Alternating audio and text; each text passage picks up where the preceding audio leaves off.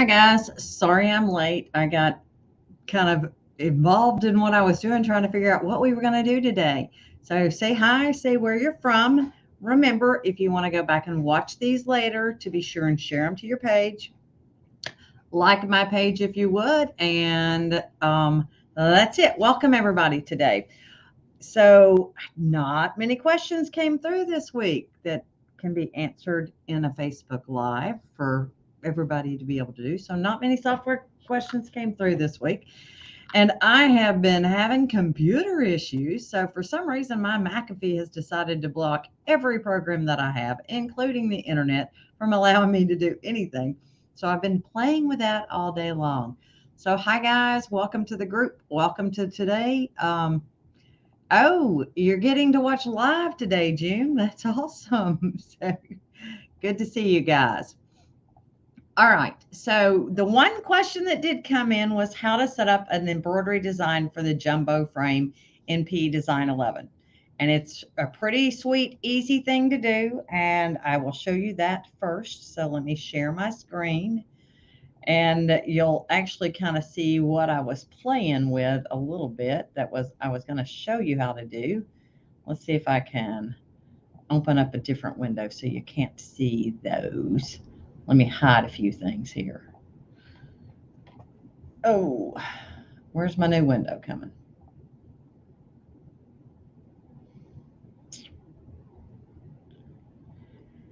Oh, Lordy. I just love computer problems. Well, I'm going to share screen too and see what happens after I do that. Let's add it to the stream and I'll just start anew. So this was what I was playing with for you guys today. But since my machine in my computer is not wanting me to be able to open up a secondary screen, we'll skip that thrill. So let me see if I can get my mouse back over here and just go with the screen. So good to see you guys. So let's see here. The first thing you do to set up a design for the jumbo frame is to come in and choose your design page settings. And from there, it is super simple. You choose the multi-needle machine and you come down here and you select the jumbo frame and click OK. Anything that you set within this frame will automatically be divided up when you get to the machine to be able to use in the jumbo frame. And it will it'll embroider half of it and then it'll embroider the other half. So let's just make a shape so you can kind of see how this works. I'm going to change it to an outline and no fill stitch. So just one single shape here. And what's going to happen is it's going to sew one half and then it'll embroider the other half. And it will tell you prompts on your machine screen. So when you send it to either your USB drive or to the network machine, it will tell you, you'll see the entire thumbnail first. The entire thumbnail will pop up and then you touch it and it will have a part A and a part B. You choose, no ma'am, Patty, this doesn't work the same. This is specifically for the jumbo frame. I'll show you how to do the PRS split designs. That's done differently. This is specifically for a single frame. So what happens on the machine, after you select the first half, it'll embroider it, and then it will walk you through what you need to do to embroider the second half. I think it will say okay to continue. I don't remember off of the top of my head, but it's somewhere in there. It's going to instruct you to place your snowman positioning marker. You're going to do that. It's going to scan it, and then you're going to take the machine will tell you exactly what to do. But I believe at that point it tells you to, okay, take the hoop out and rotate it around, put it back in, and then you're going to actually embroider the second half. So it will bring it in, it will scan the snowman and make sure it positions it in the correct placement, and then you're off to the races. The only thing I'll tell you to be really sure that you make sure that you do is make sure that the bracket is in there nice and tight.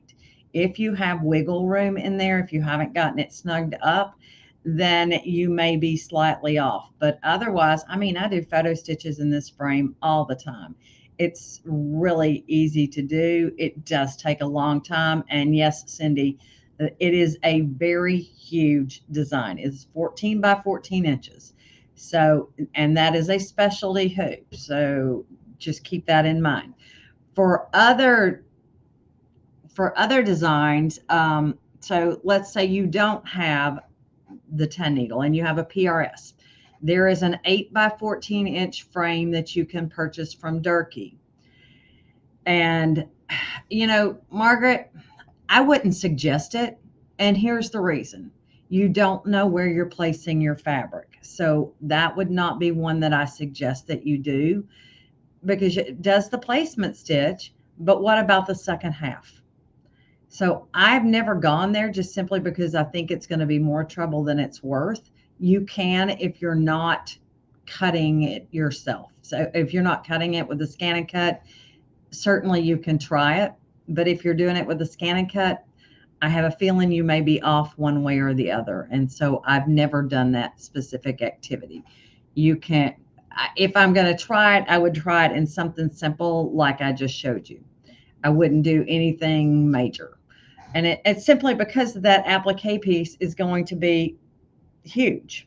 Okay. Sorry for the bruise. That's my travels injury for this week. So I don't know what I pinched my arm on, but I pinched it on something good. All right. So the Durkee jumbo frame, so for the persona, you have to determine which one it is. So it's an 8 by 14 for the persona. And it does one half and then does the other half. Now, these are a little different. On the jumbo frame, there's no overlap. On the split designs, there's going to be a slight overlap. There's like a 10 millimeter overlap. So if I come in here and let's set up for that. So you come in and you select the design settings and you're going to choose custom size. Now, I do this in metric, so I'm going to go back in here and switch to metric. And the reason I do it in metric is so that I can get the entire frame size in there. You want to choose your section size for hoop. So if you're doing the 8 by 8, it's the 190 by 190, okay? And then you're going to take the width down to where it's one width. So we're going to smush it in here to where you just have one width.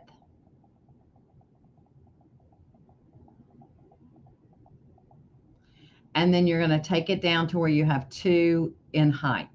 And this is the way it works for any of the split frames.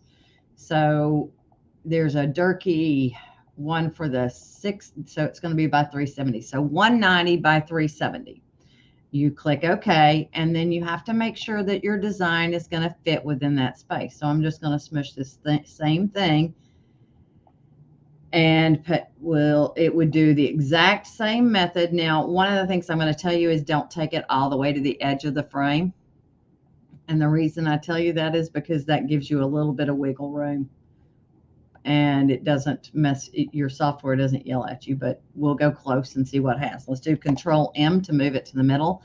Now, if you want to test and make sure it's going to work, down at the bottom right corner of your screen down here, you'll see this little piece of paper with a little notepad on it. That's your design properties. And when you bring that up, let me go grab the screen so you can see what the screen comes up as.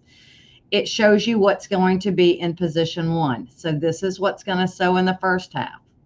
And when you touch next, this is what's going to sew in the second half. And you'll notice there's a color in both of them that's called not defined and shows up as red. That is a basting stitch that's going to stitch. And you actually want it to stitch that basting stitch. Let me see if I've got one that I can show you. That's done. Okay.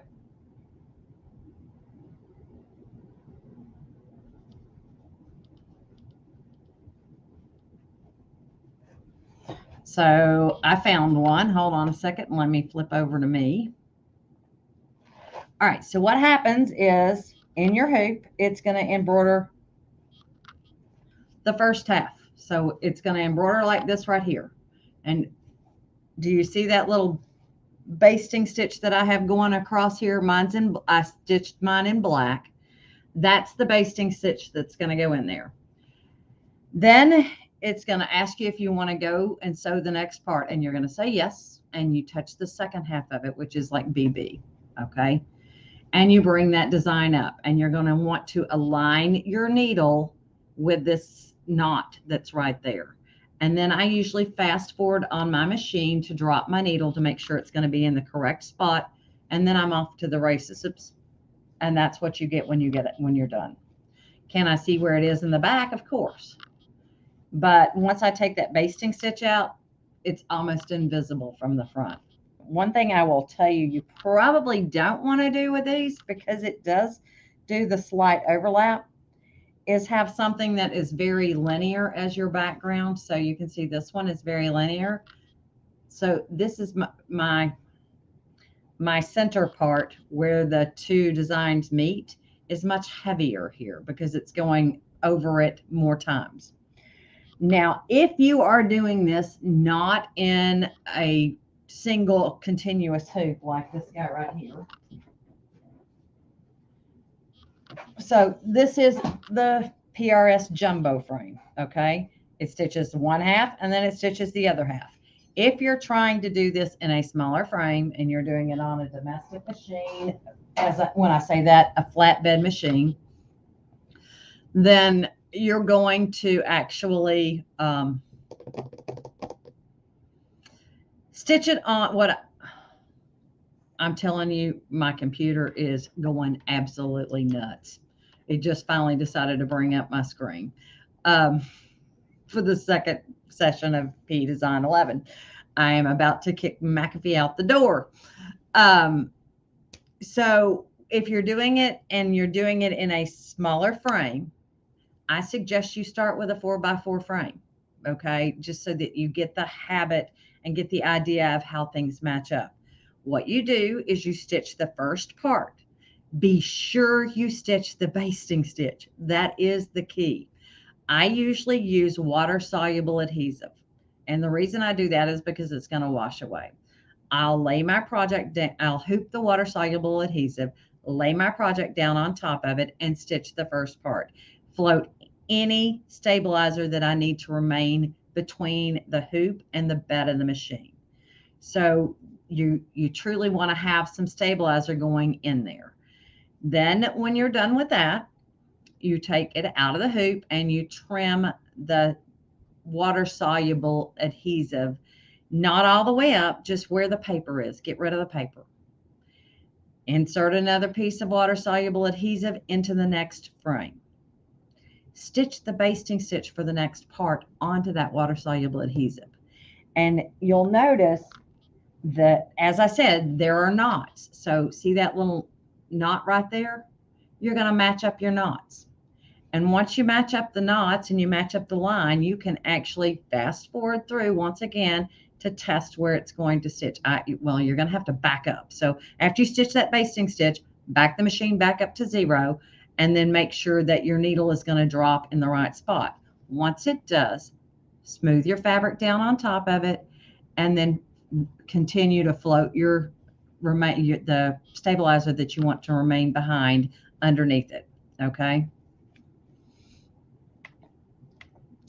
If I was doing a large quilt block with text, I would try to keep it to where my letters don't split in the middle of them, but you can split them in the middle. If you notice, the N in either the U or the N in my font the U in my font has been split. It lined back up. But you may notice a difference when you do that. Let me see if I've got one. So here's Think Spring is split. And you don't really notice where it is. Unless somebody's right up against something, they're not typically going to know where it is. Here's my garden. It's split, and you can see it's a little heavier in the spot that it's split. But once again, unless they're right up on it, people are not typically going to notice it.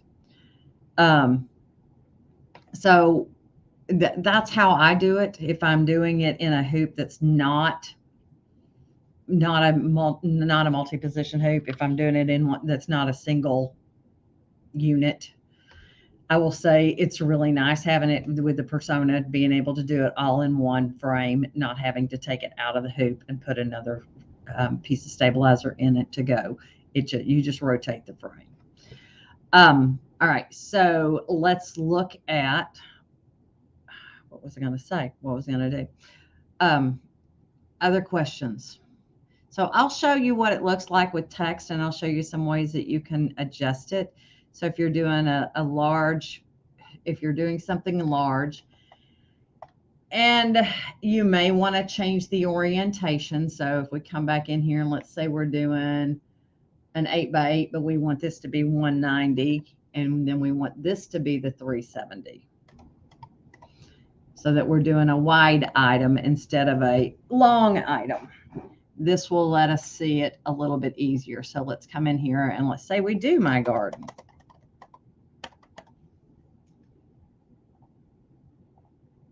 And I'm going to show you, if you're doing this in a non-singular frame.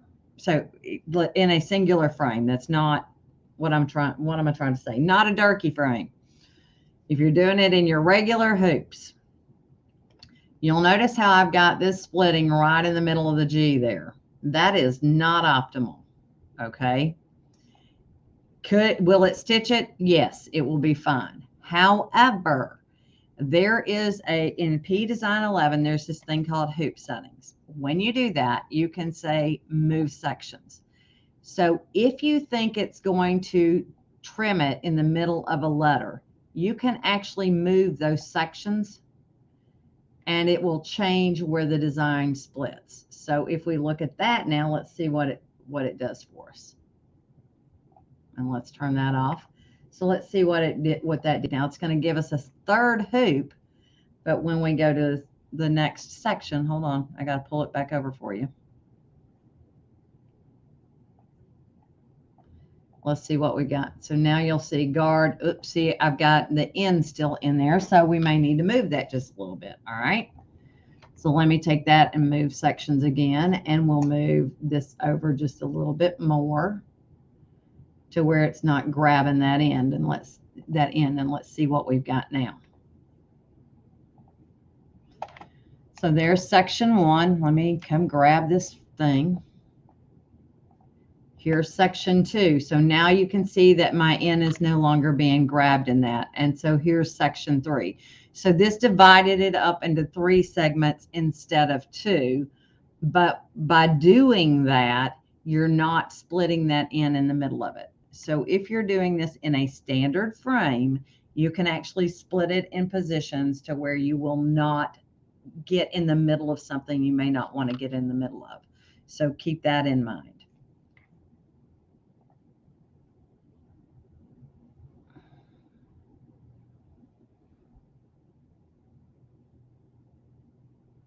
So my applique was not actually an applique. It was just an open letter, Sandra. So there's no fabric actually in here. It's just an outline letter. And it is the difference with, it's just the difference in that there's not a fill stitch with a 2 millimeter overlap. Okay. So, or excuse me, a 1 millimeter.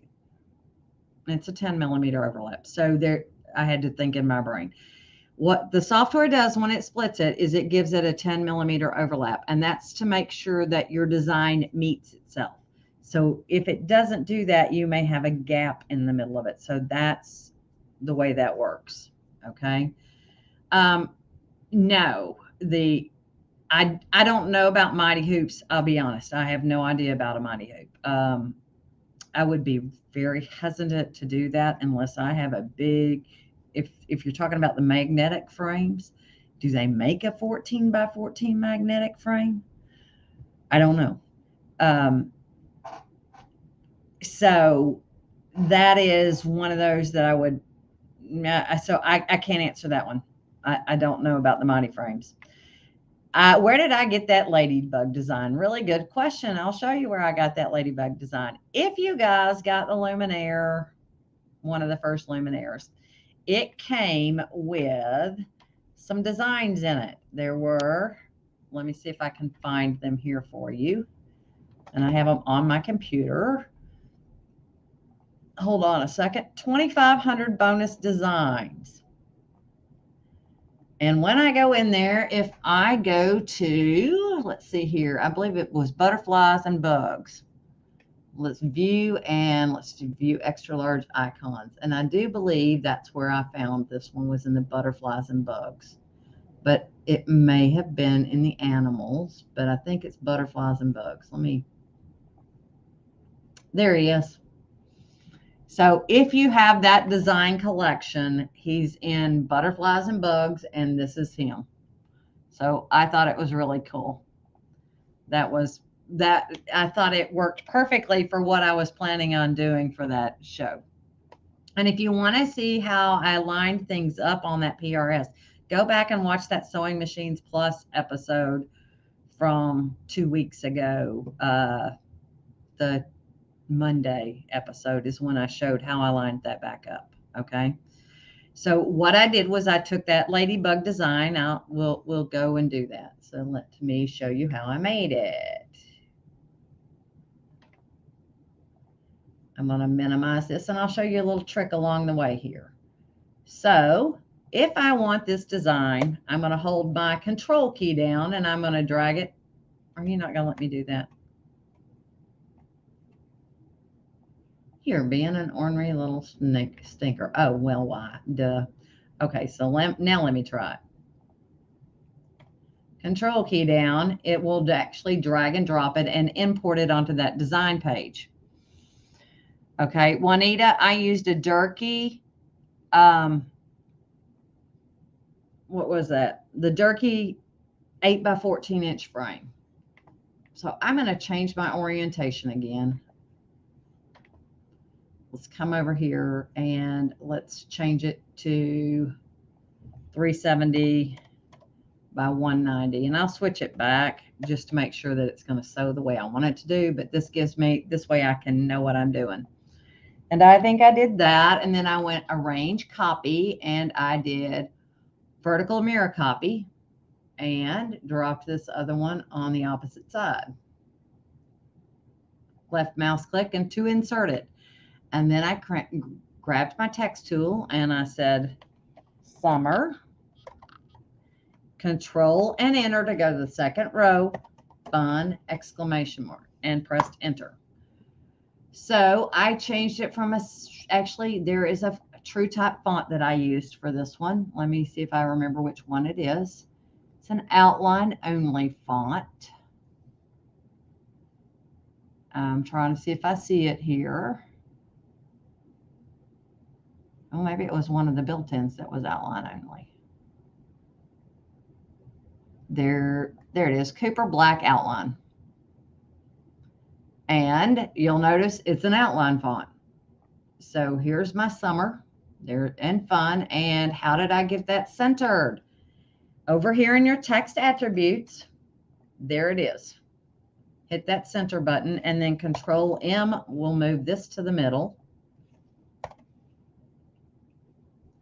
And then you can move it up if you want. I must have made this a little bit bigger, so I'm going to hold my shift key down to keep it in the center of the hoop. But the shift key, that's all it's doing, is keeping it in the center of my hoop. And I'm using the up arrow key on my keyboard to move it where I want it to go. Okay. So now I'm going to click off of everything. Then I went into my background fill wizard, and I put a crosshatch where I wanted the fill to go, chose decorative fill as my option, and touched next. And then I came in here and went and picked out my decorative fill. Hold on a second. Let me bring this over here so you see the decorative fills. And which one did I go with? I went with, I think, oh, no, I know which one I went with. I see it. This one right here. And I made it bigger. So I think I made it like 150. Let's update the preview. Yeah, that's about what I did. Maybe 200. Let's try 200. because I didn't want it to spend all day stitching, but I wanted it to give it enough to give it some fun. And then I clicked OK. Voila, my design is done. That's exactly what I did, guys. So that was a quick, easy way to do it. You guys can actually pick any design that you want. Let's look and see what we've got in our P design folder and see. I'm pretty sure BES has some ladybugs in it, but let's see what we've got in our P design folder. So I'm in design library. Let's see what we have here in animals. These are all kind of small, no ladybugs. But this one would be kind of cute in there instead. But it's kind of tiny, so I might do 2 of those instead. I'm going to delete that little guy out. Oh, there's Ladybug. But he's tiny. Let's go and see what we have in miscellaneous. No bugs there. So really the only one that I have is in animals, and they are small. So you might want to do 2 of them instead of a big one. There is in BES, let's see if we can get our BES to open today. Cindy, you can certainly do something like that. That it is super easy. Let's pull our BES over. So let's see what we've got. If I add design, let's see here. Come over. We've got bugs. I'm pretty sure there's a ladybug in here somewhere. I just have to remember where he is. If y'all seen him before, oh, there's one. He would work. Let's make him a little bigger. Let's see if there's another one somewhere. Ah, there it is, right there. That's the one I want.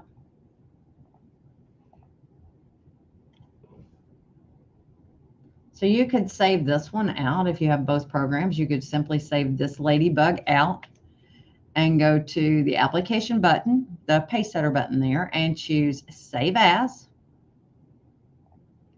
And you can save this as a version 10 file, whatever you want. Let's see here. Let's name this Ladybug.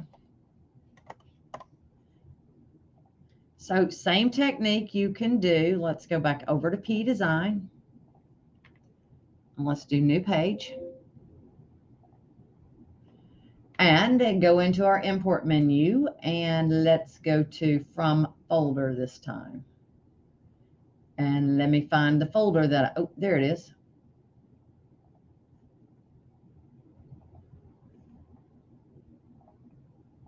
Actually, I have it there, but that's not what I want. So Facebook Live, Cindy files.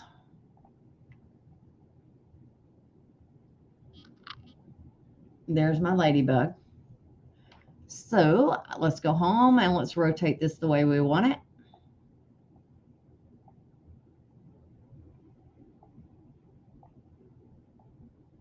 And then arrange, copy. Oops, not duplicate, undo.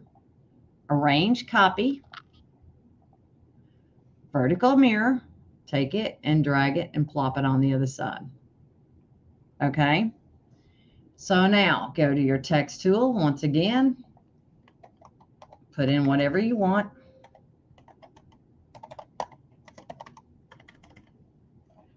Control Enter to go to the second row. Oops. Exclamation mark. And then select your text.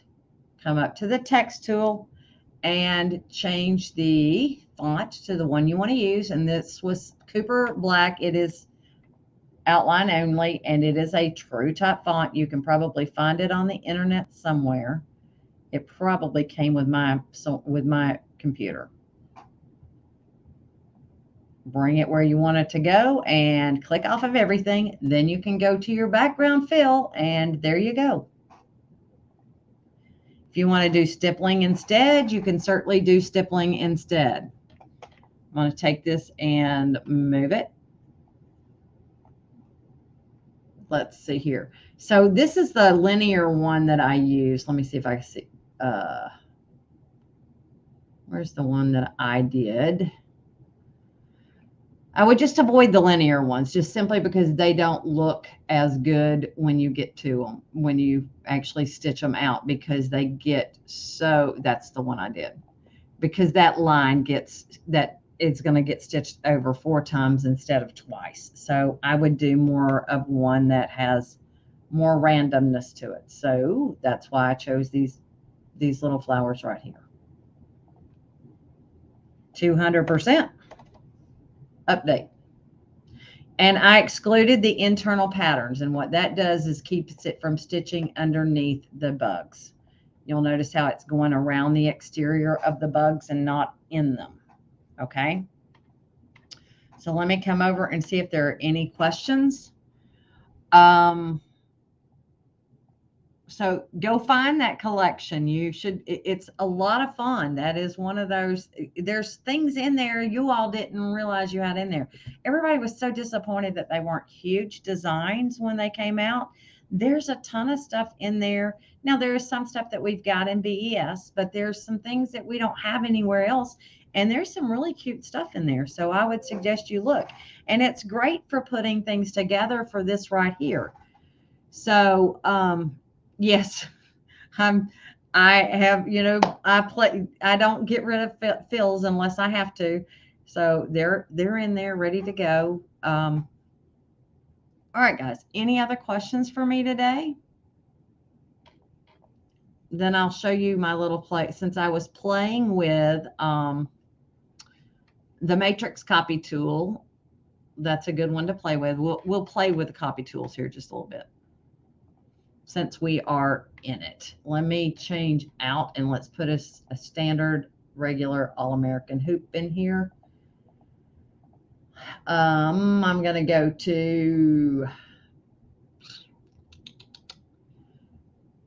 let's do this one. And we're going to rotate it 90 degrees. So what I was playing with, I saw something, I don't remember where I saw it, but it was really pretty cute. And what they had done was they had taken small designs. So I had grabbed this one and this one, and they had taken these, a couple of small designs, and they had repeated them to kind of make a flag. The key is, I will say that what I'm learning is that I need them to be the same size. So if I come in here and change the size of this one, maintain aspect ratio. Oh, wait a minute. Let's go to inches so I know what I'm doing here. You'll notice sometimes I do inches, sometimes I do metric. So we're going to make this one about a 1/2 inch and preview it. So that's pretty good. Actually, let's make it a 1/2 inch tall. I'm good with that. We'll say okay. So my width on this one needs to be a 1/2 inch. I don't care about the height, but I need the width of it to be a 1/2 inch. Keep that density and fill pattern. And now preview. So if my width, we're going to go ahead and say, okay, if my width is the appropriate size, then this will work. If the height is, the height doesn't matter, it's the width. So what I did was then I changed this color to white. And let's take these and let's align them. I'm going to shortcut this. We're going to go align, and we're going to align left. And then let's group them. So now I'm going to do a range copy, matrix copy. And I'm going to take my cursor and pop it there. And we're going to make a row of those guys. And left mouse click to finish it off. And now you've got 2 rows already set to go. So now let's group those 2 rows together. And now we're going to grab a range copy, matrix copy, and we are going to come down and make multiple rows. That should work pretty well for me. There we go. Now let's go in and let's come and grab the shape tool. And this was where I thought I just saw something on like this on Pinterest or on I don't actually remember exactly where I got this idea, but I thought it was very cool. And you could change the spacing between them. I didn't, but let's turn this to not sewn and change this to a fill. And then we're still going to matrix copy this guy. So arrange copy, matrix copy, and just make you a bunch of little stars there. So I can't go 5 if I leave that spacing the same way. So let's change our spacing to where it's less and see where I can get 5. And I can get 5 right like that. So let's group all those together, move them down a little bit, and let's grab all of these together and group them all together and move them down a hair. And then I'm going to ungroup that again. Actually, no. Yep. I'm going to come in here and grab with my Alt key. My Alt key will let me grab these, will let me grab that one. Actually, I'm just going to ungroup. We're going to ungroup. And we're going to ungroup again. And then I'm going to copy this one. Copy and paste. So now I have another set of those, and I'm going to move them down here. All right. So now let's put these back together and group these all back together. And we're going to matrix copy this guy. So let's do arrange copy, matrix copy, and let's see if we can't make this work. So it's a little bit wide. Let me come back in and try this again. All right, so we either need to reduce our spacing or increase our spacing. I'm going to try reducing it for these last few rows. Too far? Oh, undo. Oh no, that's not too bad. So then group that all together. Grab the whole kit and caboodle and arrange a line to the right so that that's going to sit there where you want it to go. And that is kind of a fun little thing that you could play with. Sew it on blue fabric or sew it on white fabric, do whatever you want. But that's just kind of something fun that I saw. I mean, they used a different design. They played with it differently. Some other things that you could play with is instead of doing all these stars just like this, you could come in and take some of them out. Let's ungroup them. And let's say you decided you wanted to come in and play a little bit. So I'm going to delete a few.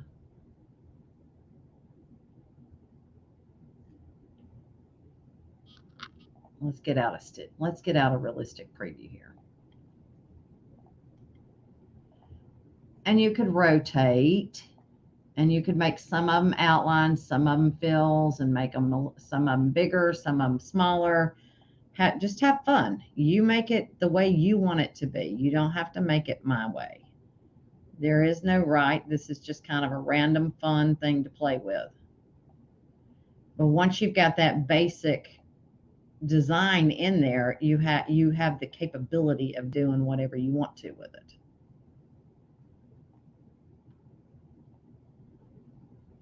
You could merge some stars. Just have fun with it. There you go. I mean, I would put another one there. I might throw some small ones within, but have a little bit of fun and play to your heart's content.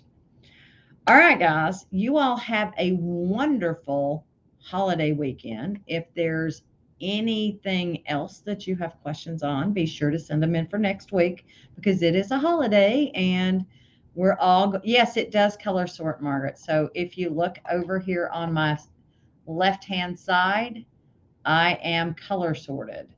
But let's see here if let's do show by color order. So you can see that it has color sorted within the things that it did, but if I want it to color sort further, if I hit this little button right here, it should make them all be in the correct order. Okay. So let's see here. You have a font word that you made a PS file.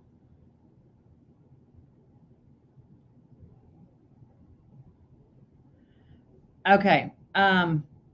Betty, PEL files are done in Design Center in PE Design. They will not open in Layout and Editing. So in order to open your PEL file, you need to open up Design Center and then you can play with it. That's called personal. If you remember it this way, personal embroidery line, and that is used in Design Center. Once you take that to stage 4 and send it on, once you take it to stage 4, it's going to be a PEM file. Personal embroidery make is how I remember that. And that file can get sent over to Layout and Editing to stitch. Okay. All right, guys, you all have a great rest of the weekend. And if there's nothing else, then we're going to say ta-ta for today. I don't see anybody else popping anything else in here. And yes, that is a very good time saver that I just showed you. That matrix copy is quite fun. So are the arranged copy, the vertical and horizontal mirrors. You can have a lot of fun with those guys. Enjoy, play, touch that software before the next time you see me, and send me any questions that you want for next week. Talk to y'all later. Bye-bye.